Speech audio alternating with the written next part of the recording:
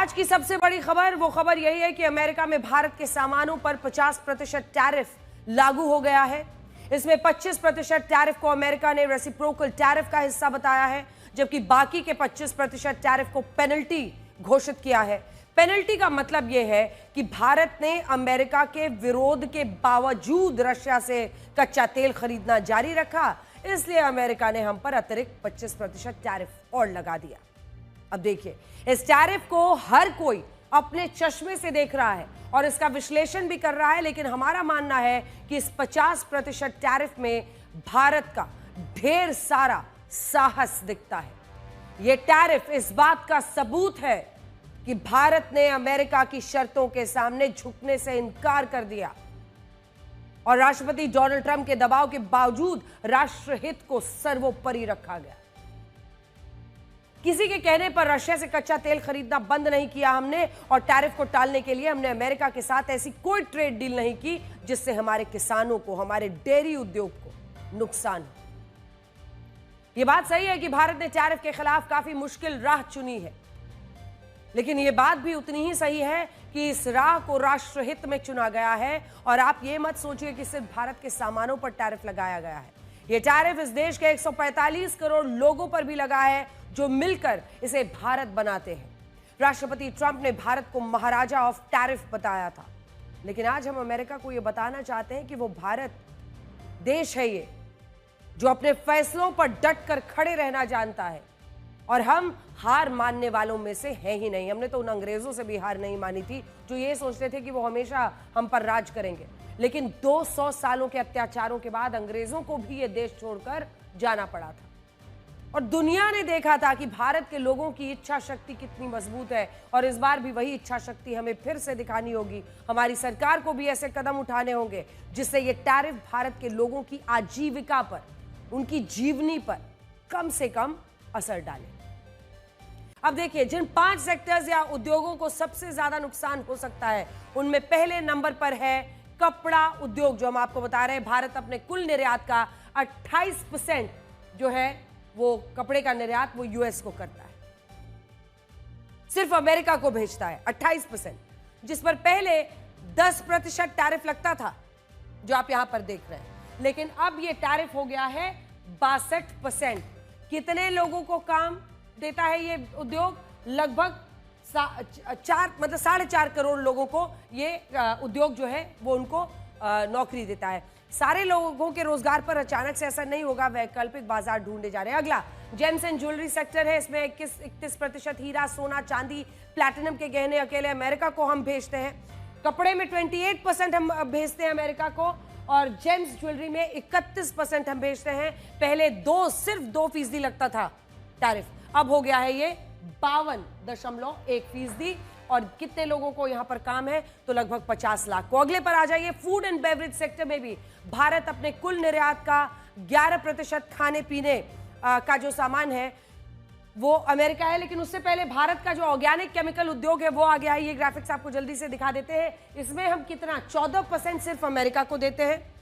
20 लाख लोग इससे जुड़े हुए हैं, और 4% जो पहले था वो अब 54% हो गया है। अब अगला जो है जल्दी से फूड वाला दिखा देते हैं। भारत का खाद्य और पेय पदार्थ, जिसमें हम 11% अमेरिका को बेचते हैं, कुल 100% में से 11%। और कितने लोग? 80 लाख लोग इससे जुड़े हुए हैं। पहले टैरिफ 0 था, अब 50% हो गया है। तो कुल मिलाकर अगर आप देखिए हर सेक्टर में, फर्नीचर का सेक्टर भी इंटरेस्टिंग है, क्योंकि फर्नीचर में हम अपना 37% बेचते हैं, एक्सपोर्ट करते हैं हम अमेरिका को। 48 लाख जुड़े हुए हैं, 23% पहले थे, और अब 52.3% हो गए। माफ कीजिएगा, 2.3% है।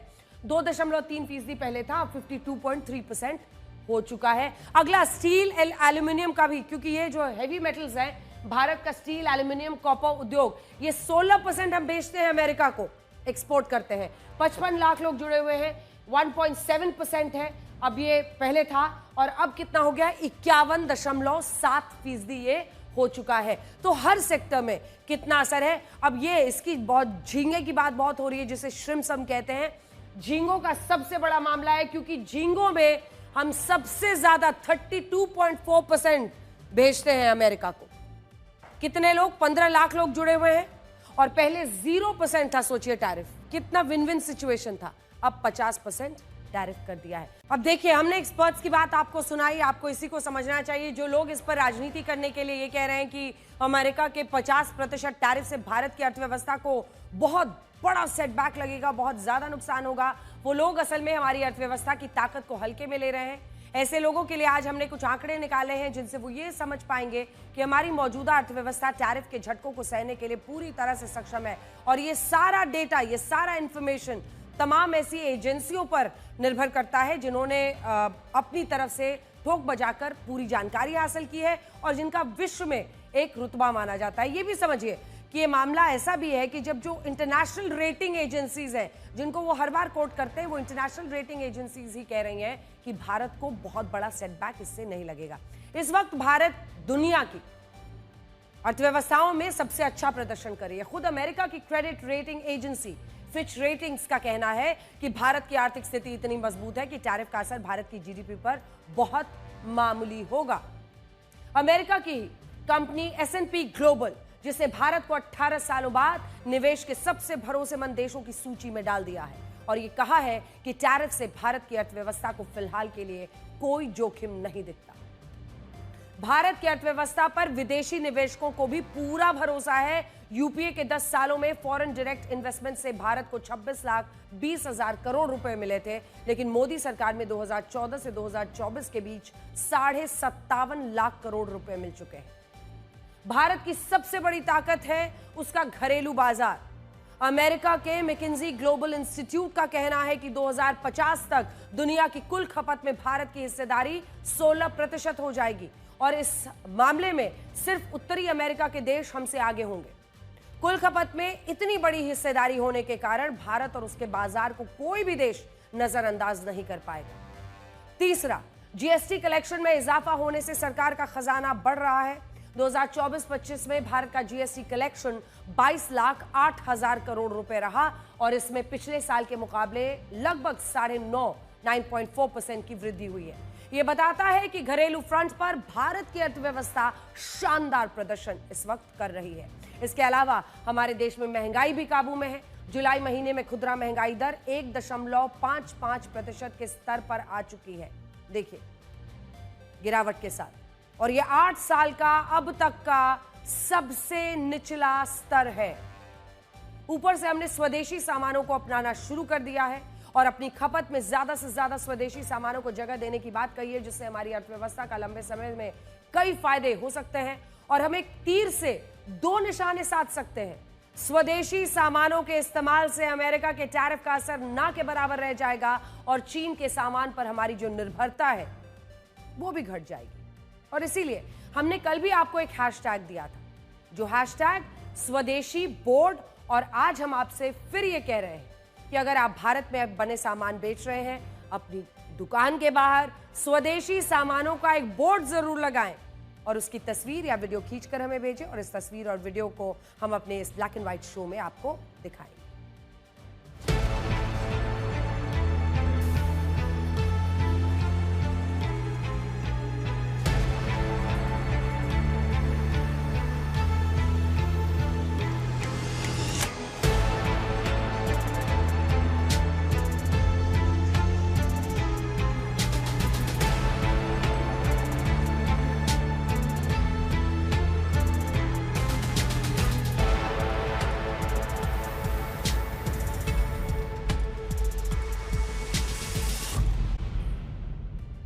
कहते हैं कि दुनिया में सबसे खतरनाक इंसान वो नहीं होता जो बुरा है, बल्कि वो होता है जो भला बनने का ढोंग करता है, और ये बात राष्ट्रपति डोनाल्ड ट्रंप पर फिट बैठती है।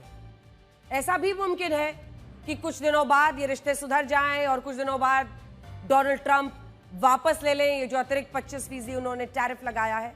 लेकिन जो आज की सच्चाई है वो भारत को सोचने पर मजबूर करती है। राष्ट्रपति ट्रंप आजकल सुबह शाम सिर्फ भला बनने का ढोंग करते हैं, खुद को शांति दूत बताते हैं, कहते हैं कि मैंने तो दुनिया में इतने सारे युद्ध रुकवाए, मुझे नोबेल शांति पुरस्कार मिलना चाहिए। लेकिन हकीकत क्या है वो ये, मैं आपको बड़ी स्क्रीन पर जरा चलकर दिखाती हूँ।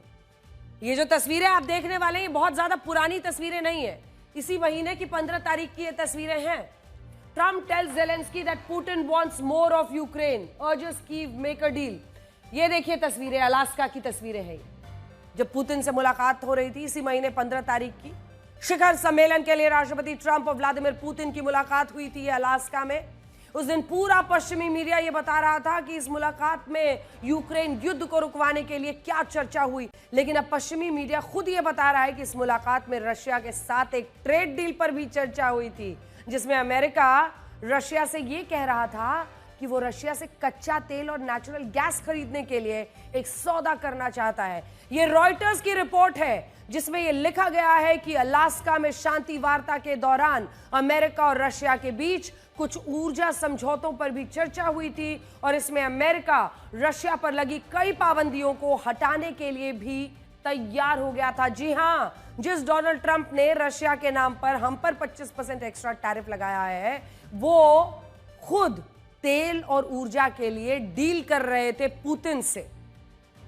पूरा मुखौटा खुद ही उतर जाता है और ट्रंप खुद ही ट्रंप की पोल खोल देते हैं। इस लेख में जिस एक्सॉन मोबिल नाम की कंपनी की बात हो रही है, ध्यान से सुनिए, जिस एक्सॉन मोबिल नाम की कंपनी की बात हो रही है इस लेख में, वो अमेरिका की सबसे बड़ी तेल कंपनी है एक्सॉन मोबिल। कुल अगर आप देखिए तो कुछ साल पहले तक यह अमेरिकी कंपनी सरकार की सहमति से रशिया के एक प्रोजेक्ट में काम करती थी जिसे सैखलिन 1 कहते हैं। पूरा प्रोजेक्ट का नाम है सैखलिन 1।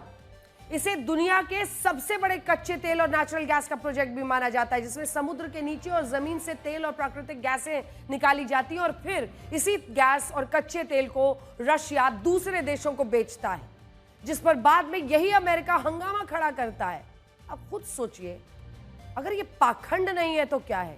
कंपनी तुम्हारी, तेल तुम निकालते हो, फिर जब आगे बिक जाता है किसी और देश को बेचता है तो जिस देश ने खरीदा वो तेल, वो देश मुजरिम बन जाता है। अमेरिका की कंपनियां रशिया में जाकर कच्चा तेल, गैस निकाल रही हैं और जब रशिया इसी कच्चे तेल और गैस को बेचता है तो इसे उसके मुनाफे में कुछ हिस्सा मिलता है, लेकिन जो देश ये कच्चा तेल और गैस खरीदते हैं वो दोषी हो जाते हैं, वो डोनाल्ड ट्रंप की नजर में मुजरिम हो जाते हैं और तेल आपकी ही कंपनी वहां पर लगा रही है। और उसी कंपनी के लिए अलास्का में ये शांति कितना हो रहा था पता नहीं, लेकिन पीछे पीछे ये डील चल रहा था, डील की तैयारी हो रही थी और ये कोई और नहीं, रॉयटर्स यानी विदेशी एजेंसी की ही खबर है। आजकल राष्ट्रपति ट्रंप जिन लोगों से घिरे रहते हैं ना, वो 24 घंटे सिर्फ उनकी तारीफ करते हैं। आपको एक वीडियो दिखाते हैं, मतलब अद्भुत है ये वीडियो, जो व्हाइट हाउस में हुई एक बैठक का वीडियो है जिसमें राष्ट्रपति डोनाल्ड ट्रंप के एनवॉय स्टीव विटकॉफ ने कहा कि ट्रंप ने दुनिया में शांति कायम करने और मानवीय पहल में बड़ा योगदान दिया। उनकी ख्वाहिश है कि ट्रंप को नोबेल शांति पुरस्कार जरूर दिया जाए। मतलब आप सुनिए, इसको सुनिए जरा, छोड़िए इस पर क्या बोलना है, आगे बढ़ते हैं, क्योंकि ये मुमकिन है कि आने वाले वक्त में, क्योंकि अमेरिका देश से हमें डील करनी है, ट्रेड डील करनी है, आने वाले वक्त में हो सकता है मामला एक देश दूसरे देश के साथ सलटा ले, लेकिन जो कुछ डोनाल्ड ट्रंप कर रहे हैं ये इतिहास के पन्नों में दर्ज हो रहा है और ये वो आईना है जिसमें वो देखने को तैयार नहीं है। सोचिए, जब राष्ट्रपति ट्रंप दिन रात अपनी इतनी तारीफ सुनेंगे, उन्हें क्यों नहीं लगेगा कि वो नोबेल शांति पुरस्कार के असली हकदार हैं? वही दुनिया के मसीहा हैं, वही पूरी दुनिया में युद्ध रुकवा रहे हैं, शांति करा। इस बात को आप उनके आज के ही एक बयान से समझ सकते हैं जिसमें उन्होंने ये कहा कि भारत पाकिस्तान युद्ध के वक्त उन्होंने प्रधानमंत्री मोदी से फोन पर बात की थी और उन्हें यह कहा था कि वो दोनों देशों पर ऐसा भारी भरकम टैरिफ लगाएंगे कि उनका सिर चकरा जाएगा और कहते हैं कि अगले 5 घंटों में दोनों देश सीज फायर के लिए सहमत हुए। सुनिए पहले। I'm talking to a very terrific man, Modi of India. And I say, what's going on with you in Pakistan? Then I'm talking to Pakistan on trade. I said, what's going on with you in India? And the hatred was tremendous. Now, this has been going on for a hell of a long time, like sometimes with different names for hundreds of years. But I said, what's going on? I said, I don't want to make a trade deal. No, we want to make a trade deal. I said, no, I don't want to make a trade deal with you. You're going to have a nuclear war. You guys are going to end up in a nuclear war. And that was very important to them. I said, call me back tomorrow, but we're not going to do any deals with you, or we're going to put tariffs on you that are so high. You were there, Howard, right? Yep. You're going to put tariffs on you that was so high, I don't give a damn. Your head's going to spin. You're not going to end up in a war. Within about 5 hours, it was done. दो देशों के रिश्ते का एक मजाक बना दिया है डोनाल्ड ट्रंप ने, और वहां पर जो उनकी बड़ाई करने वाले थे बीच बीच में इस बात पर हंस भी रहे थे कि भारत पर इतना टैरिफ लगा देंगे कि सिर चकरा जाएगा। राष्ट्रपति ट्रंप के इस बयान का पूरा लबोलुआब क्या था? प्रधानमंत्री मोदी उनकी टैरिफ की धमकी से डर गए थे। हालांकि जब प्रधानमंत्री नरेंद्र मोदी के लिए उन्होंने संबोधन किया तो उन्होंने टेरिफिक मैन, उनकी प्रशंसा की, लेकिन बाद में फिर वो कहने लगे कि इस मुद्दे पर हमने धमका दिया। इसीलिए वो कह रहे हैं कि टैरिफ का डर दिखाया और टैरिफ से मोदी डर गए और इसीलिए भारत पाकिस्तान का युद्ध रुक गया। लेकिन सोचने वाली बात क्या है, वो ये है कि जब टैरिफ के डर से भारत ने सीजफायर किया तो हमने अमेरिका के साथ कोई ट्रेड डील क्यों नहीं की? तो इसीलिए हम बार बार कह रहे हैं कि ट्रंप ही ट्रंप की पोल खोल रहे हैं। राष्ट्रपति ट्रंप अपनी छवि एक शांति दूत की बनाना चाहते हैं, लेकिन हकीकत में उनकी छवि एक ऐसे नेता की बन रही है जो अपने फैसलों को पूरी दुनिया पर थोपना चाहते हैं, अपने हिसाब से हिंसा को भी शांति का नाम देना चाहते हैं। अलग अलग डील करते हैं, अलग अलग तरीके से देशों को विक्टिमाइज करते हैं। वेनेजुएला इसका सबसे ताजा उदाहरण है। इस हफ्ते ड्रग्स की तस्करी को लेकर राष्ट्रपति ट्रंप ने वेनेजुएला की सीमा पर 3 युद्धपोत भेज दिए, जिसके बाद से वेनेजुएला अब युद्ध की तैयारी कर रहा है और वहां लोग सेना की तरफ से युद्ध लड़ने के लिए सीमा पर जाने की बात कर रहे हैं। वेनेजुएला ने अमेरिका के साथ सीमा पर 15,000 जवानों को भी तैनात कर दिया है, जिससे यह आशंका है कि अमेरिका और वेनेजुएला के बीच युद्ध के हालात बन सकते हैं और अब इसमें चीन की भी एंट्री हो सकती है। वेनेजुएला ने चीन से मदद मांगी है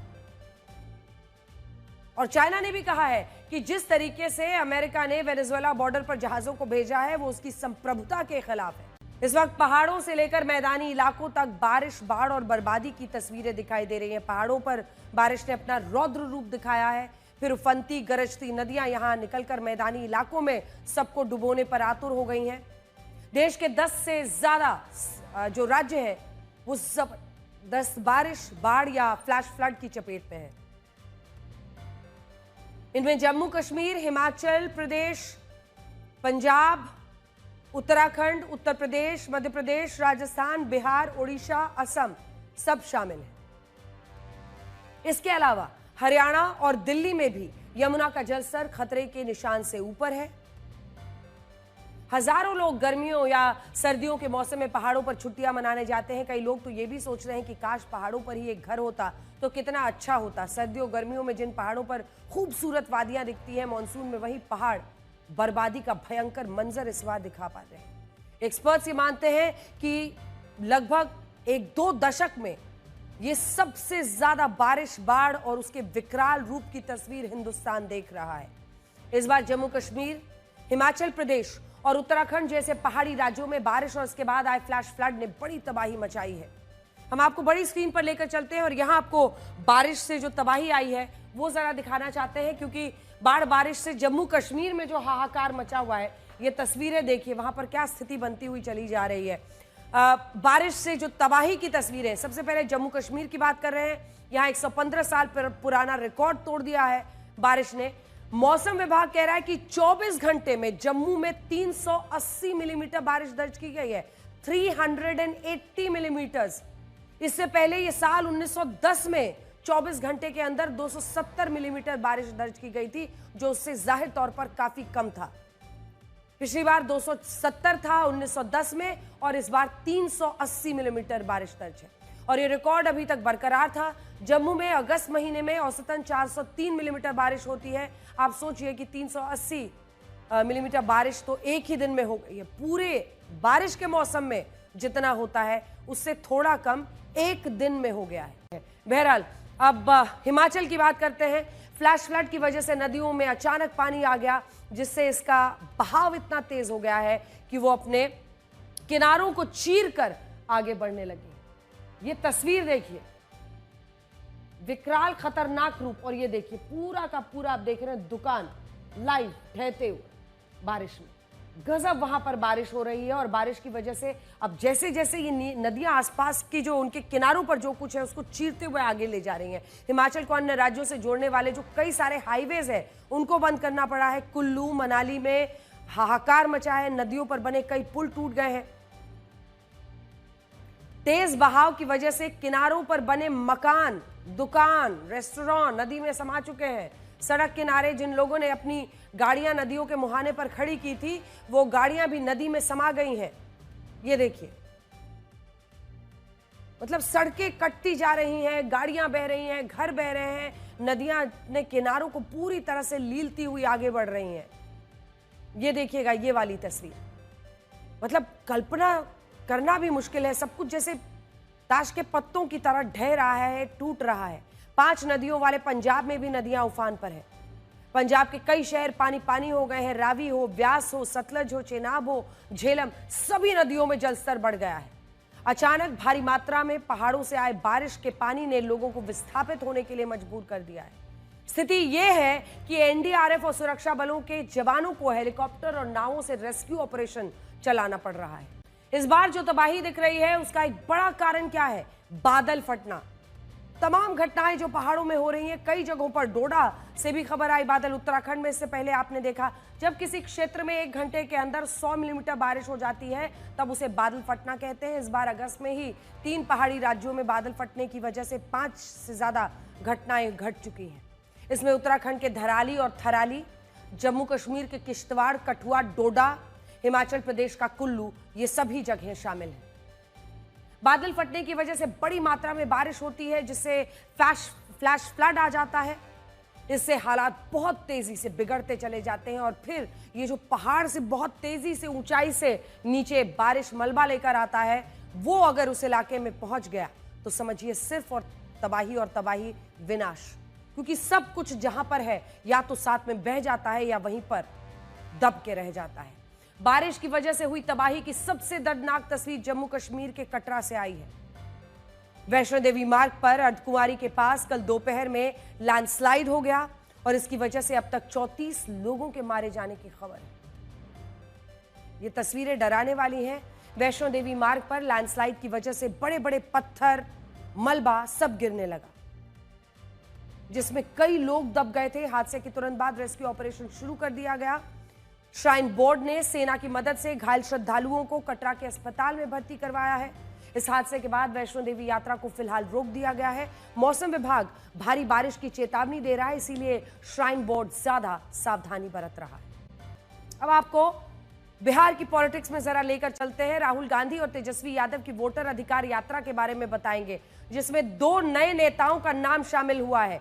इनमें पहले नेता का नाम है तमिलनाडु के मुख्यमंत्री एमके स्टालिन और दूसरे नेता का नाम है तेलंगाना के मुख्यमंत्री रेवंत रेड्डी।